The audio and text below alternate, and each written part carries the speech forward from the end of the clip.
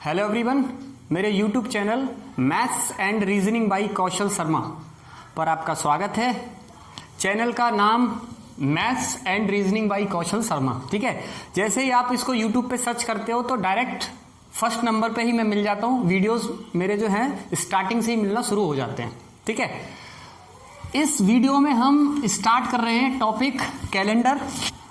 सबसे पहले जैसा कि मैं हर वीडियो में बात करता हूं कि हर चैप्टर का मैं आपको सबसे पहले जो हमारा पार्ट 1 रहता है या जो वीडियो 1 रहता है वो मैं आपको उसमें बेसिक बताता हूं। कैलेंडर्स मतलब किसी भी सब्जेक्ट का किसी भी पोर्शन का बेसिक बताता हूं, ठीक है। तो बेसिक सबसे पहले नॉलेज ले लेते हैं। और कैलेंडर आप ट्रिक से सॉल्व नहीं करोगे, आप कॉन्सेप्ट से सॉल्व करोगे और टाइम भी नहीं लगेगा, ठीक है।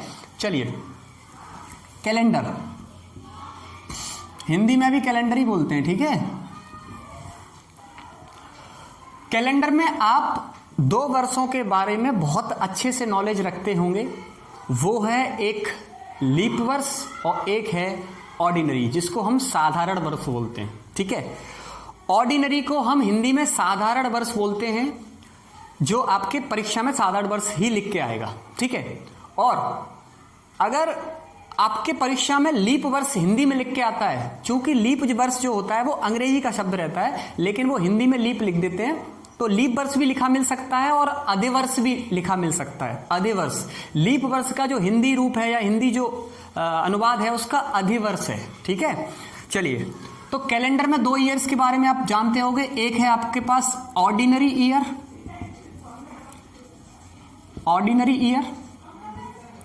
और एक है आपके पास लीप ईयर।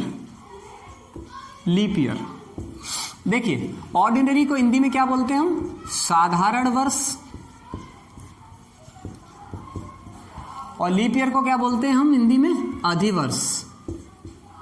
या फिर हिंदी में आपको ऐसा भी लिख के मिल सकता है लीप वर्ष, हिंदी में लीप लिखा होगा, ठीक है। ये परीक्षाओं में लिखने की भाषाएं अलग अलग हैं, ठीक है। तो उसे आपको समझना है, जो मैंने अभी बता दिया हूं, ठीक है। चलिए, साधारण वर्ष में हर कोई जानता होगा जो दिन होते हैं वो 365 होते हैं। कितने दिन होते हैं? 365 दिन, 365 डेज। और अधिवर्ष में दिन जो होते हैं वो 360 डेज होते हैं। एक दिन ज्यादा होता है। अच्छा, वो एक दिन ज्यादा क्या होता है? साधारण वर्ष में आप जानते हो जो फरवरी रहती है, जो फरवरी रहती है वो 28 की रहती है, और इसमें जो फरवरी यानी फरवरी जो रहती है वो 29 की रहती है। कितने की? 29 की। तो आपको बस यही तो जानना है, ये एक दिन जो बढ़ता है वो कब बढ़ता है और क्यों बढ़ता है। ये बेसिक आप बहुत अच्छे से जानोगे तो आपको ट्रिक्स इस्तेमाल नहीं करनी पड़ेगी। चाहे किसी भी टाइप का क्वेश्चन आ जाए, ट्रिक्स का प्रयोग नहीं करना है बिल्कुल भी, ठीक है। चलिए, और मैंने ट्रिक्स बताई भी नहीं अभी तक के जितने वीडियोस हैं, जितने चैप्टर्स भी पढ़ाया मैंने, अभी तक कोई ट्रिक नहीं बताई और ना ही मैं ट्रिक बताऊंगा, क्योंकि ट्रिक कुछ क्वेश्चंस में काम कर जाएगी, जिसे आप याद रखना पड़ेगा कि हमारा जो ट्रिक है वो कौन से क्वेश्चन में काम करेगी, ठीक है। तो डबल प्रेशर हो जाता है, ठीक है। तो ऑर्डिनरी ईयर और इसके बारे में आपको मैंने बता दिया है। चलिए, अब ये लीप ईयर क्या होता है आपको ये समझना है, और ये लीप ईयर कितने सालों में बनता है, कैसे बनता है, क्यों बनता है, इसे आपको समझना है अच्छे से। वो कैसे? अब आपको पता होगा कि एक साल में कितने दिन होते हैं, तो आप बोलोगे 365 दिन। लेकिन जो पृथ्वी होती है वो सूर्य का चक्कर जितने समय में लगाती है, तो वो एग्जैक्ट टाइम 365 दिन का नहीं होता है। तो वो जो एग्जैक्ट टाइम जो होता है वो 365 डेज, 5 घंटे, 5 आवर्स और 46 या 45 मिनट रहती है, और 47.5 सेकेंड रहती है। लगभग यही टाइम रहता है। 1 मिनट या सेकंड का कुछ इधर उधर हो सकता है, मुझे एग्जैक्ट नहीं पता, लेकिन इतना मुझे जरूर पता है कि 5 घंटे और 45 के समथिंग मिनट होती है, ठीक है। चलिए, तो ये आपका टाइम हो गया। अच्छा, जैसे ही आप दूसरे साल में आओगे तो दूसरे साल में यही सेम कंडीशन होगी कि नहीं होगी? बिल्कुल होगी। अच्छा, जैसे ही आप तीसरे साल में आओगे तो सेम कंडीशन होगी कि नहीं होगी? 365 दिन, 5 घंटे, 40 मिनट, 47.5 सेकंड, होगा। जैसे ही आप चौथे ईयर में आओगे तो यही कंडीशन दोबारा होगी, यानी ये पुनः यही कंडीशन दोहराएगी। अब एक बात समझिए कि एक्चुअल में 365 दिन नहीं होते, 365 से कुछ ज्यादा होते हैं। अगर मैं कैलेंडर को ऐसे ही इस्तेमाल करता रहूं तो आपका जो कैलेंडर है वो हर साल का एक जैसा रहेगा, बदलेगा ही नहीं, यानी हर चीज एक जैसी हो जाएगी। जो दिन 2011 में वही 2012 में होगा। कैलेंडर आपका गलत ना हो, कैलेंडर बदलता रहता है, तो इसीलिए आप ये एक्स्ट्रा टाइम जो छोड़ रहे हैं, एक्स्ट्रा टाइम जो छोड़ रहे हैं, अतिरिक्त समय, तो उसे आप नहीं छोड़िए, क्योंकि आगे चल के कैलेंडर यानी कैलकुलेशन गलत हो जाएगी। ठीक है, अच्छा कैलकुलेशन गलत हो जाएगी तो आप इसको कुछ देर के लिए आप इसको 6 घंटे मान लो, फिर बताएंगे ये क्यों ऐसा कर रहे हैं। कितने? 6 घंटे मान लो। तो जैसे ही मैंने इसको 6 घंटे माना तो 6 घंटे पहले साल में, 6 घंटे दूसरे साल में, 6 घंटे तीसरे साल में और 6 घंटे चौथे साल में। तो जैसे ही आप चौथे साल में आओगे तो 6 और 6 12 और 6 18 और 6 24, यानी 24 आवर्स हो गए। तो 24 घंटे में आपको पता है कि एक दिन होता है कंफर्म, तो एक दिन जो बढ़ता है ना वो यहां चौथे साल पे आके बढ़ जाता है। ठीक है, चौथे साल पर आकर ये एक दिन बढ़ जाता है और यही बन जाता है, यहां पे एक दिन जो होता है वो बन जाता है आपका 29 फरवरी। ये जो एक्स्ट्रा दिन आया एक दिन का ये चौथे साल में, वही बनता है 29 फरवरी। तो क्या आपके दिमाग में ये चीज बिल्कुल क्लियर हुई कि एग्जैक्ट कैलेंडर बना कैसे? यहां तक आगे का कैलेंडर मैं बताऊंगा कि कैसे बनेगा। चलिए, क्या जरूरी है कि हर 4 साल, 4 के बाद फिर आएगा 8 साल में, 8 के बाद फिर आएगा 12 साल में लीप आएगा, 12 के बाद फिर आएगा 16 साल में लीप आएगा, 16 के बाद फिर आएगा आपका 20 में? तो इसी तरह से आप ये जो क्रम है वो चलता चला जाएगा। अच्छा, जैसे ही ये क्रम चलेगा तो अगर आप ये सोचते हो कि हर 4 साल में लीप ईयर आता है, तो आपने ये दिमाग नहीं लगाया कि अगर इसी प्रकार हम कैलेंडर का इस्तेमाल करते रहेंगे कि हर 4 साल बाद लीप ईयर आएगा, तो आप एक पॉइंट छोड़ रहे हो। बताऊं क्या छोड़ रहे हो? तो आप ये देखो, यहां आप एक्स्ट्रा टाइम लेकर चले हो, यानी लिया है जबरदस्ती। क्यों? क्योंकि 6 घंटे तो था ही नहीं, 5 घंटे 40 मिनट था, तो हमारे पास 14 मिनट या 15 मिनट जो भी समथिंग है ना, ऑलमोस्ट ये समझ लो लगभग आपके पास 15 मिनट तो है ही, 14 से 15 मिनट। तो 15 मिनट आपने एक्स्ट्रा यहां पे ले ली, 15 मिनट यहां पे आपने एक्स्ट्रा ली, 15 मिनट यहां, 15 मिनट यहां। तो जैसे ही ये एक्स्ट्रा ले रहे हो तो इसकी भी तो पूर्ति कहीं ना कहीं करनी पड़ेगी, इसकी भी पूर्ति कहीं ना कहीं करनी पड़ेगी। तो जैसे ही आप ये इस तरह से आप 96 पे आओगे और 96 के बाद किस पे आओगे? 100 पे।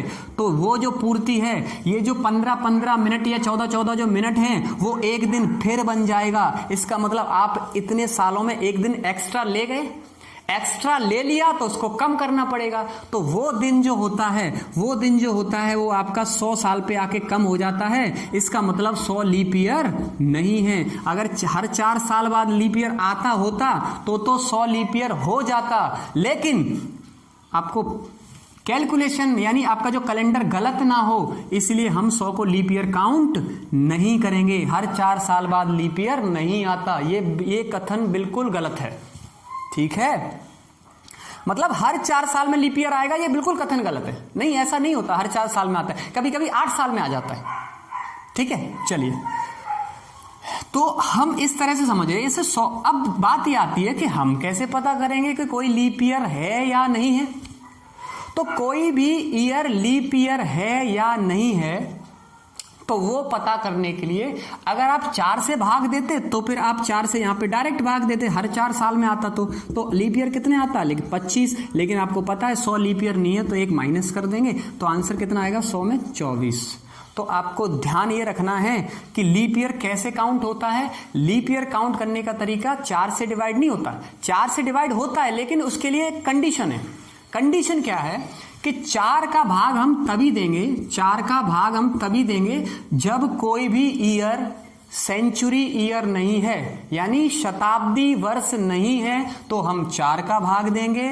और शताब्दी वर्ष है, शताब्दी का मतलब है जिसमें 100 का गुणा है, यानी जिसके पास मिनिमम 00 है, तो उसमें हम 400 का भाग देंगे। कितने का? 400 का। तो अब यहां देख लो, क्या 4 का भाग 100 में जा रहा है? जा रहा है, लेकिन 100 जो है वो सेंचुरी ईयर है, शताब्दी वर्ष है, इसलिए हम 4 का भाग नहीं देंगे। भाग किसका देंगे? हम 400 का भाग देंगे। तो जैसे ही मैंने 100 में 400 का भाग दिया तो आप देखोगे कि 100 में 400 का पूरा पूरा भाग नहीं जाएगा, इसलिए 100 लीप ईयर नहीं है।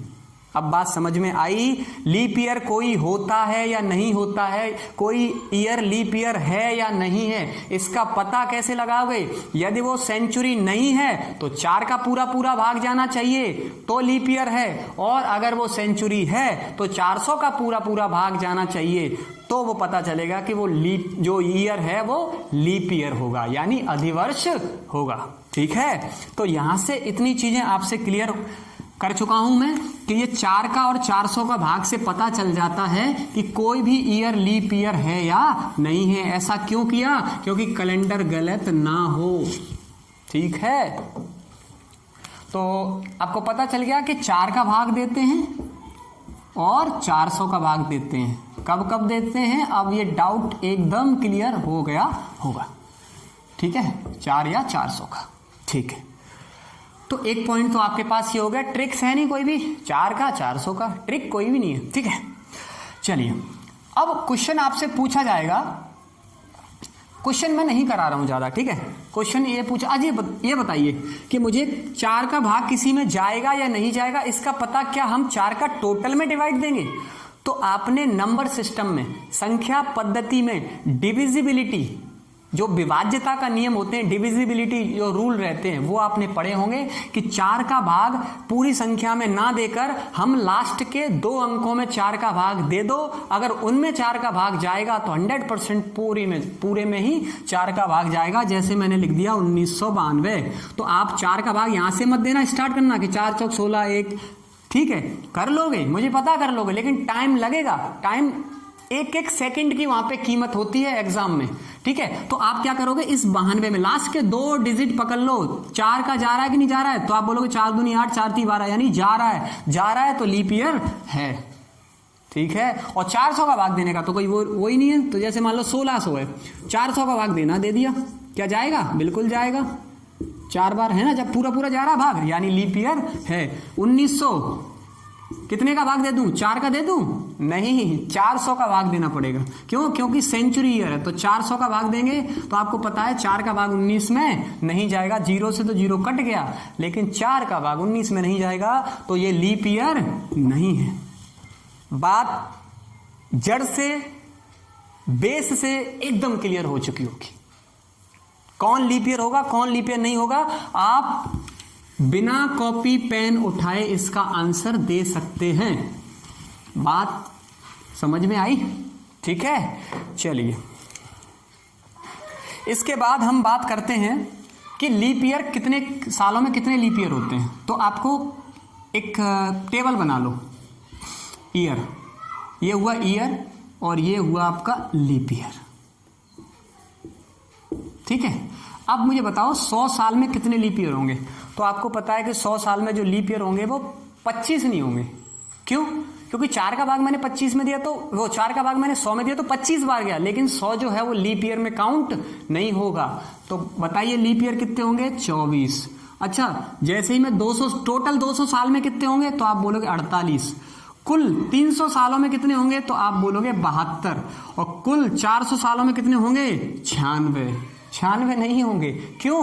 क्योंकि देखो 24 24 24 24, तो 96 तो ये हो ही गए, लेकिन 400 में 400 का भाग जा रहा है, तो एक वो भी तो जुड़ेगा, क्योंकि 400 का भाग जाने पे क्या होगा? Leap year. तो कितने हो जाएंगे टोटल? 97, यानी 24 चौक 96 1 97। पूछने का तरीका अलग अलग हो सकता है। अगर ये पूछे कि प्रथम 100 वर्षों में कितने लीप वर्ष होंगे? 24। प्रथम 200 वर्षों में कितने लीप वर्ष होंगे? 48। प्रथम 300 वर्षों में कितने लीप ईयर होंगे? 72। प्रथम 400 वर्षों में कितने लीप ईयर होंगे? 97। लेकिन क्वेश्चन ऐसा भी पूछ सकता है कि प्रथम शताब्दी यानी फर्स्ट सेंचुरी, प्रथम शताब्दी में कितने लीप ईयर होंगे। तो ध्यान रखना, प्रथम शताब्दी का मतलब होता है 1 वर्ष से लेके 100 वर्ष तक। कितने होते हैं? 24। आ गई बात समझ में। अगर ये पूछे द्वितीय शताब्दी में कितने लीप ईयर होंगे, तो द्वितीय शताब्दी का मतलब होता है 101 से लेके 200। बात समझ में आई? तो बताओ 1 से लेके 200 तक कितने होते हैं, तो इसमें भी होते हैं 24। भाई देख लो 24 से 48 सभी तो हुआ है, क्योंकि डिफरेंस कितने का है? 100 का। 100 में 4 का भाग दोगे 25, लेकिन 200 लीप ईयर नहीं है। क्यों? क्योंकि 200 सेंचुरी है और सेंचुरी में 400 का भाग जाना चाहिए और वो नहीं जा रहा है यहाँ पे। ठीक है, चलिए तृतीय शताब्दी यानी जो 3rd सेंचुरी है, तृतीय शताब्दी। तृतीय शताब्दी कहां से स्टार्ट होगी? आपको पता है 201 से लेके 300 वर्षों तक। तो कितने होंगे? 24। अगर मैं पूछूं चतुर्थ यानी चतुर्थ या चौथी शताब्दी या चतुर्थ शताब्दी, 4th सेंचुरी। 4th सेंचुरी कहां से स्टार्ट होगी? 301 से लेके 400 तक। अब मुझे बताइए इसमें 24 होंगे, 23 होंगे या 25 होंगे? 25 होंगे। क्यों? 24 तो होंगे ही होंगे, क्योंकि 100 साल का डिफरेंस है। तो 100 साल का डिफरेंस है तो कितनी बार जाएगा? 25 बार। 25 तब होगा जब ये 400 भी लीप ईयर होगा। तो 400 लीप ईयर है। क्यों? क्योंकि 400 का भाग जा रहा है। तो यहां पे कितने होंगे? 25। पूछने के तरीके अलग अलग हैं, ध्यान रखना। प्रथम 100 वर्षों, प्रथम 200 वर्षों, प्रथम 300 वर्षों, प्रथम 400 वर्षों।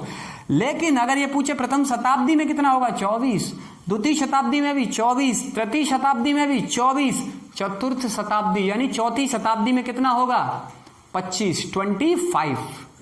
मुझे लगता है अब ये बात जड़ से क्लियर हो चुकी होगी। ठीक है, चलिए हम आगे बढ़ें। यस और नो? चलिए, तो आपके पास एक तरह से कोड बन गया। क्या मैंने ट्रिक से कोड बनाया? नहीं बनाया ना, तो कोई ट्रिक विक नहीं है। क्या कोड बन गया कि प्रथम 100 सालों में कितने होंगे? 24। प्रथम 200 साल में कितने होंगे? 48। प्रथम 300 सालों में कितने होंगे? 72। और प्रथम 400 शुरुआत के 400 सालों में कितने होंगे? 97। अब देखना, इससे चुटकियों में क्वेश्चन होंगे। कैसे? देखिए question number first, question number ये फर्स्ट है। 1531 वर्षों में, 1531 वर्षों में कितने लीप मतलब अधिवर्ष, कितने लीप वर्ष होंगे? How many leap years in 153 years, है ना? तो ये कैसे करेंगे? तो आप 4 का भाग नहीं देना, आपको कुछ नहीं, आपको जो मैंने कंसेप्ट बताया उसके जरिए जाओ। मुझे बताओ 1531 के मुझे ऐसे फैक्टर करना है कि इसी फॉर्म में आना चाहिए। बताओ 400 का मैक्सिमम मल्टीपल कितना जाएगा? तो आपको पता है 1500 जाने के लिए 400 का मैक्सिमम मल्टीपल 3 ही जा पाएगा। क्यों? क्योंकि 4 बार करोगे तो 400 चौको 1600 हो जाएगा, ज्यादा हो जाएगा। तो कितनी बार करोगे? 3। अच्छा 400 3 1200 तो हमारा कवर हो गया। बचा कितना? 331। तो 300 क्या हमारे इसमें है? बिल्कुल है। तो 300 और प्लस कितने और बचे? 31। बात समझ में आई या नहीं? बिल्कुल आई। चलिए, आपको पता है 400 का कोड कितना होता है? 97। देखिए देखिए देखिए फटाफट। प्लस 300 का कोड आपको पता है 72, प्लस 31 वर्षों में कितने लीप वर्ष होंगे? 31 कैसा है? सेंचुरी नहीं है। कितने का भाग देंगे? 4 का। तो 4 का जब हम भाग देंगे तो कितनी बार जाएगा? मैक्सिमम जाएगा 7 बार। तो 4 सत्ते 28 यानी 7 बार जाएगा। अब ये पूछ रहे होंगे कि सर ये 29, 30, 31 यानी ये 3 वर्ष कहां गए? तो वो 3 वर्ष लीप वर्ष नहीं होंगे। क्यों? क्योंकि देखो 28 लीप वर्ष हो गया, उसके बाद 29 लीप वर्ष नहीं होगा। क्यों? क्योंकि 4 का भाग नहीं जा रहा है। 30 नहीं होगा, 31 नहीं होगा।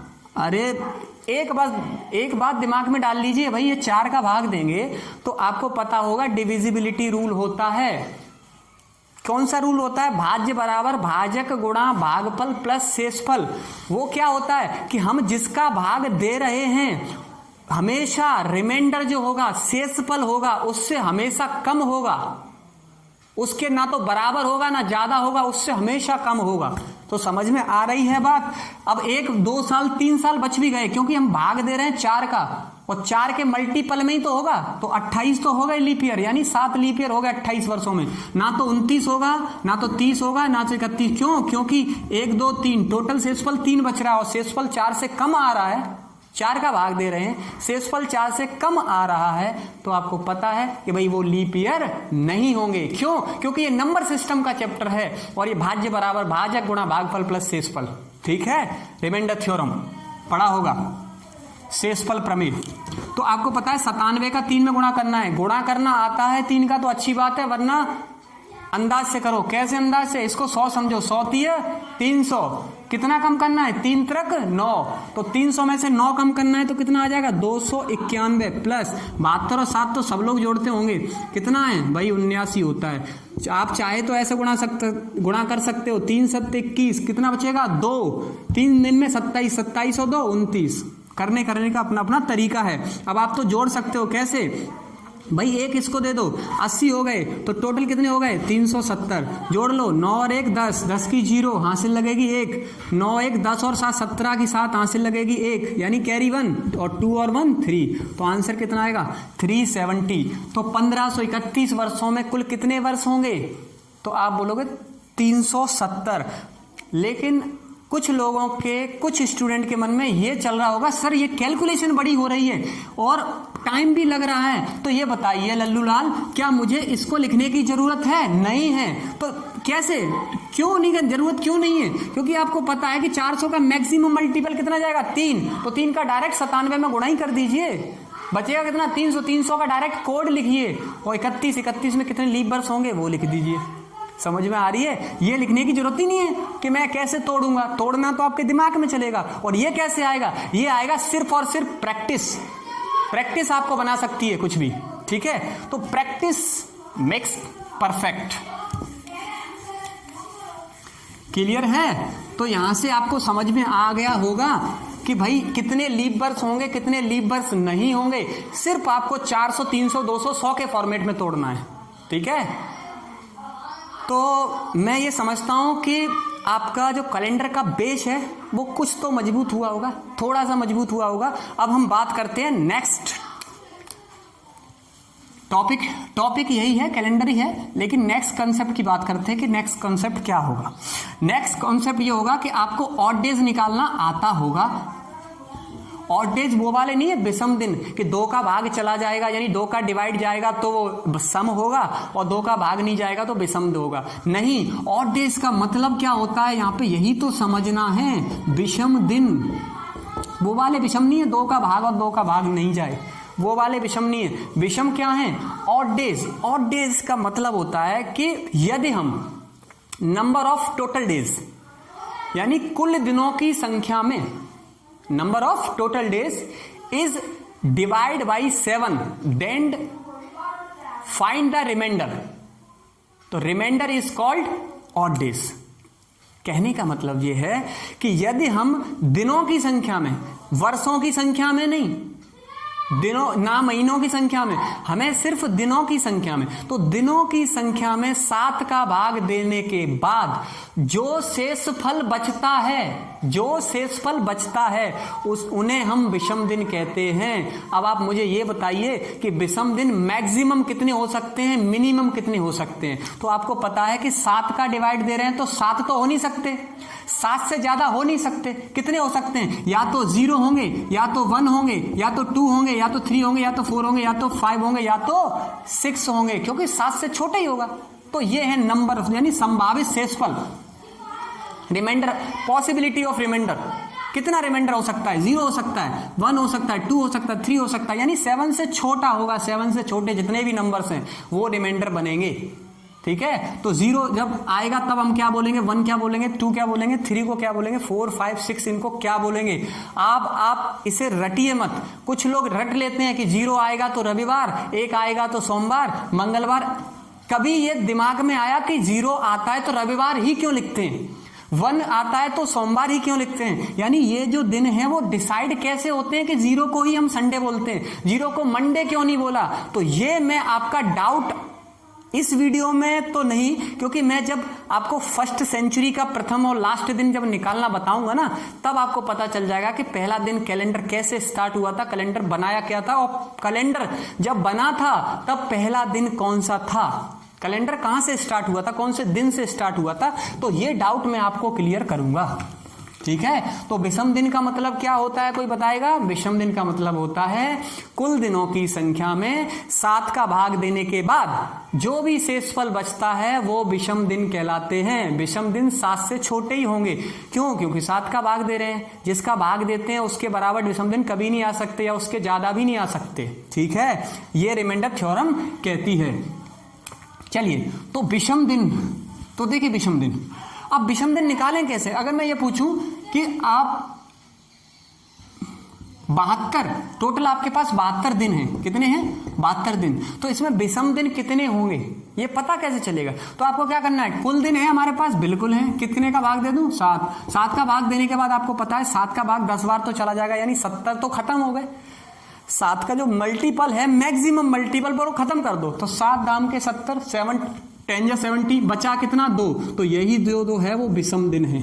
क्या है? विषम दिन, ठीक है। चलिए, तो मैं आपको विषम दिन निकालना बता दिया हूं, लेकिन दिनों की संख्या में भाग देना, ध्यान रखना कि एक साल में कितने विषम दिन होते हैं। तो आप ऐसा मत कर देना कि 12 महीने होते हैं एक साल में, तो 12 में 7 का भाग दे दो, नहीं। क्यों? क्योंकि हमें महीने में भाग नहीं देना, हमें 365 में भाग देना है, या तो 366 में भाग देना है। अगर मैं 365 में दूंगा तो रिमाइंडर कुछ और आएगा, और 366 में दूंगा तो रिमाइंडर कुछ और आएगा।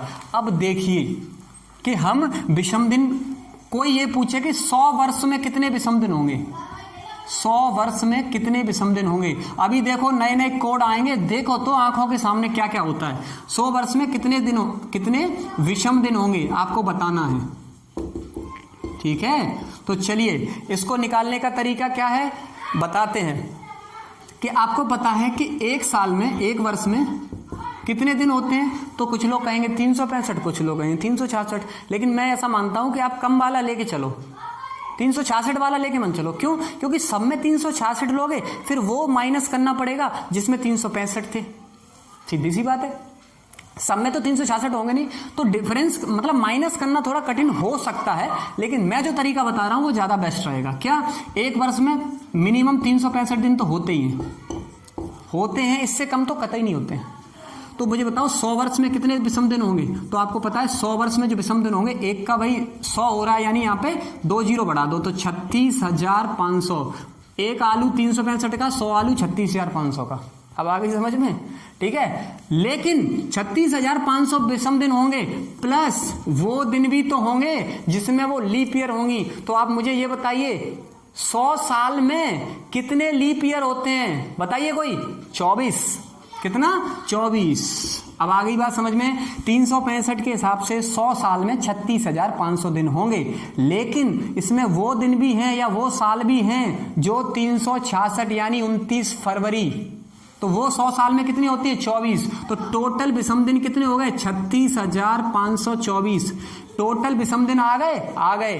भाग कितने का देना है? 7 का। अब जो रिमाइंडर बचे वही तो विषम दिन है। चलिए दिमाग में ही काट लीजिए। 7 पंजे 35, 1 बचेगा, 15 हो गया, 7 दूनी 14, 1 बचेगा, 7 एकम 7, 5 बचेगा, 7 सत्ते 49, कितना बचेगा? 5। तो रिमाइंडर कितना आया? 5। तो 5 होंगे विषम दिन। क्या होंगे? 5 होंगे विषम दिन। अब आई बात समझ में, क्लियर है? चलिए कोड बनाऊं? बिल्कुल। ईयर और यहां पे है ऑड डेज। ये बताइए प्रथम 100 साल में कितने ऑड डेज होंगे, यानी कितने विषम दिन होंगे? तो आपको अभी पता चल गया 5। चलिए प्रथम 200 साल में कितने विषम दिन होंगे? तो बताइए। तो आपको पता है 5 यहां है, तो 5 ही यहां होंगे, तो कितने हो गए? 10। तो 10 का मतलब कितना होता है? 3। पूछो क्यों? 10 क्यों नहीं लिखा? 7 का भाग देंगे कि नहीं देंगे? 10 में कितना बचेगा? 3 रिमाइंडर। चलिए 300 5 यहाँ पर, 5 यहाँ पर, 5 यहाँ पर, क्योंकि 300 लीप ईयर नहीं है, 200 लीप ईयर नहीं है। लीप ईयर होता तो हम एक बढ़ाकर लिखते। तो 5 दिन यहाँ पे, 5 दिन यहाँ पे, 5 दिन यहाँ पे, टोटल कितना हुआ 15। क्या मैं 15 लिखूं? नहीं, क्यों? विषम दिन निकालना है, 7 का भाग देना है। तो 7 का भाग दे दी तो कितना बचेगा? 1। भाई 15 में 7 का भाग दे तो रिमाइंडर कितना आएगा? 1। अब बताइए 400 में कितने होंगे? तो 5 यहाँ पर, 5 यहाँ पर, 5 यहाँ पर और 5 यहां पर। क्या 5 ही होंगे? अब एक दो 5 5 10 और 5 15, यहां पर होंगे 6। पूछो क्यों 6? इसीलिए होंगे 400। अब लीप ईयर हो जाएगा तो वो एक दिन और बढ़ेगा या नहीं बढ़ेगा? तो 5 5 5 और 6, टोटल कितना हो गया? 21। और 21 का मतलब कितना होता है? 7 का पूरा पूरा डिवाइड जाएगा, रिमाइंडर कितना बचेगा? 0। तो आप समझ में आ गई होगी बात। अगर वो ये पूछता कि प्रथम 100 सालों में कितने होंगे, तो 5, प्रथम 200 सालों में 3, प्रथम 300 सालों में 1, प्रथम 400 सालों में 0। अगर वो ये पूछता कि प्रथम शताब्दी में कितने विषम दिन होंगे, तो आप बोलोगे 5। द्वितीय शताब्दी में कितने विषम दिन होंगे? शताब्दी यानी 101 से लेके 100, तो आपका 5, फिर 5, फिर यहाँ पे 6। आई बात समझ में? पूछने का हिसाब होता है कि शताब्दी पूछ रहा है या प्रथम 100 वर्ष पूछ रहा है, प्रथम 200 वर्ष पूछ रहा है। बात समझ में आ गई होगी, ऐसी मैं आशा करता हूं। ठीक है,